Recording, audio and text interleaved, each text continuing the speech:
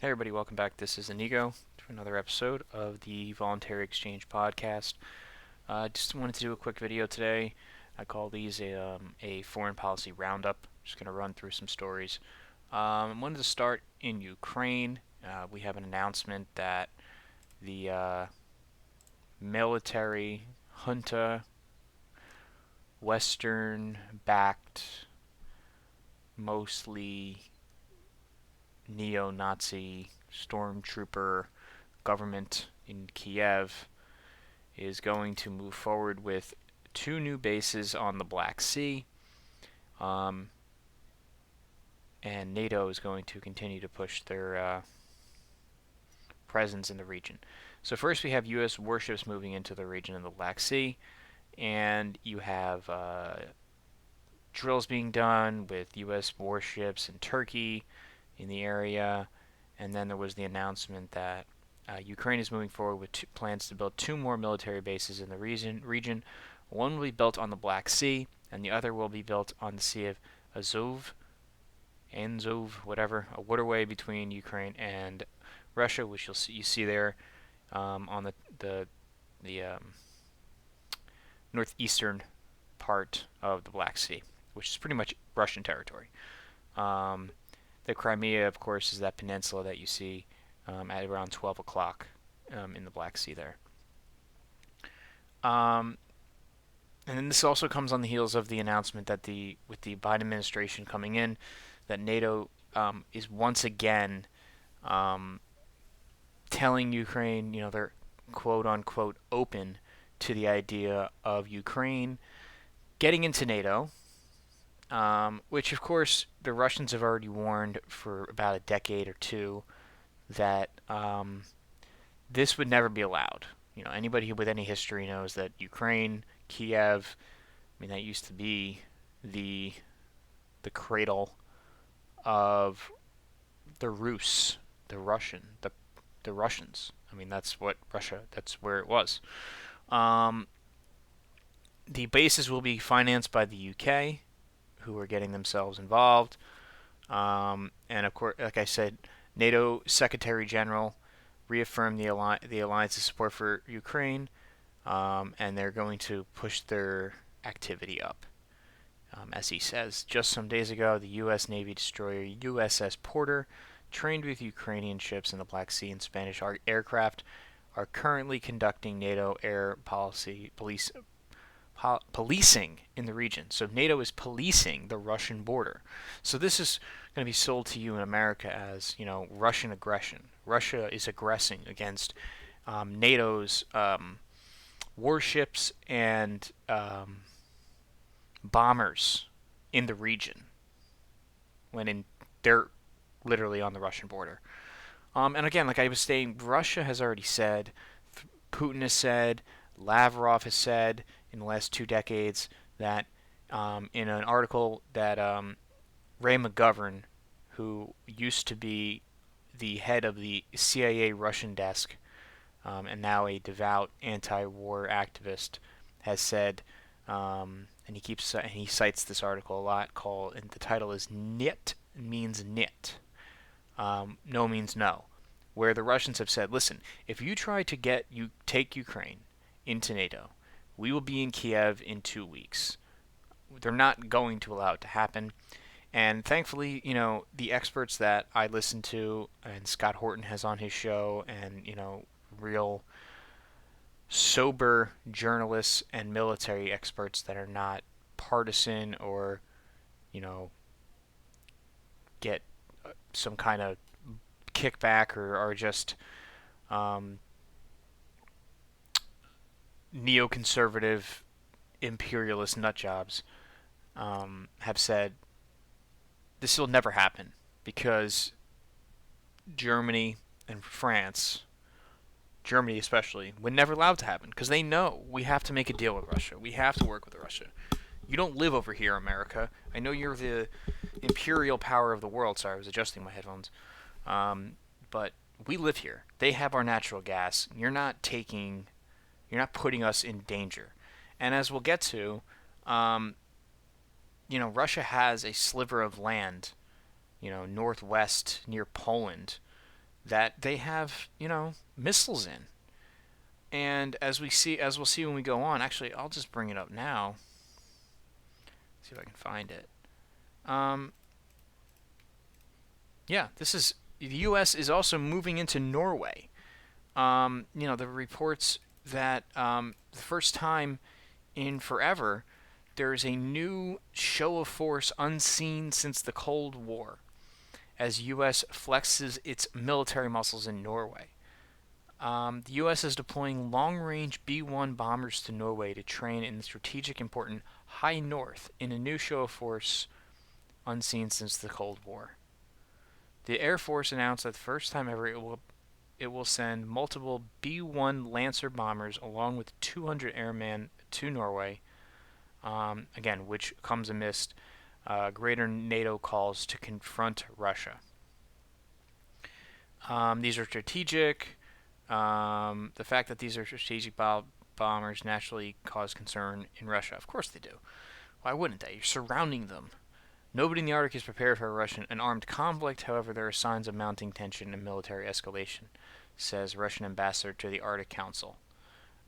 This could turn back decades to the days of the Cold War. And, this is what we're doing. I hate saying we. This is what the U.S. is doing and NATO is doing in a country like Norway. No one in America knows that we have troops in Norway and that we're upping tensions in Norway. If anybody knows anything about war, it's us fighting Iran and the Middle East and strategic dominance over Iraq and Israel and all that nonsense and China. But no one, you know, really understands that it's not just rhetoric with Russia. Um, you know, we're pushing into their territory more and more. So I wanted to hit on that heading into the weekend. On top of that, we have update on Myanmar. Biden has announced sanctions on the government that took over there, the military coup that took place. So sanctions are escalating there, which is not surprising. And of course, I'm sure China will retaliate in course. I know Biden just met or is meeting with China, so we'll see where that heads. On the Yemen front, Biden has sent an envoy to Saudi Arabia to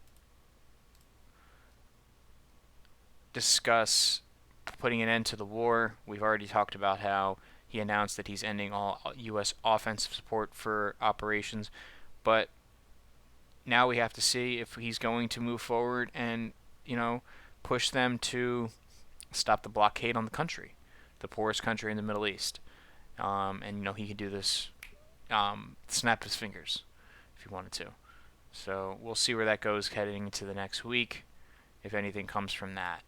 Actually, let me check while I have you guys here if anything has happened overnight. Who knows?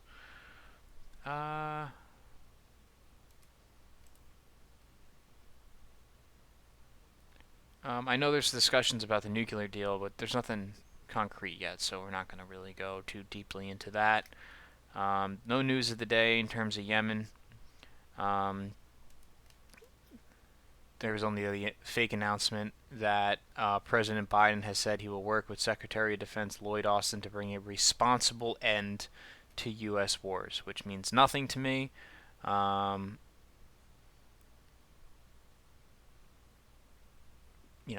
Since he's going to already violate the Afghan withdrawal deadline. But getting back to Yemen, we'll see what kind of pressure he really puts on Saudi Arabia to end all operations there.